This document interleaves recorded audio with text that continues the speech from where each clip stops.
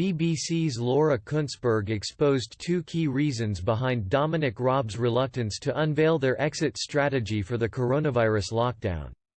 BBC political editor Laura Kuenssberg suggested the government is trying to strike a balance behind the reality of the coronavirus pandemic and being too pessimistic.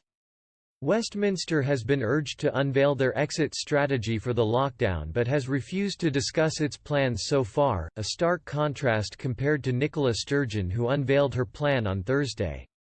Asked about the different approach England has taken, Ms. Kuenssberg told the Coronavirus Newscast, "I think it's two things. They are genuinely concerned about giving people false hope because the data is evolving all the time. I think they're also worried, actually, the other way too, of being too pessimistic." The BBC political editor suggested the government may build up to revealing its lockdown exit strategy by engaging. She continued, "One interesting thing I think we might see more of before we actually get a big announcement from the Westminster government is more of what has been described to me as prodding." So Brendan Lewis, the Northern Ireland secretary, was on the airwaves this morning and he was sort of saying, "There's a big DIY firm that is opening up today. Well, businesses can open, maybe they should. That's not the government saying you should open and these businesses must now open, that's just a little prod, remember that?" And a couple of hours later there were queues outside B&Q in one part of London. Other DIY stores are maybe available, and I think they might do some of that. Ms. Kuenssberg added, "They are worried about giving people the wrong impression and maybe putting people in harm's way before they are ready."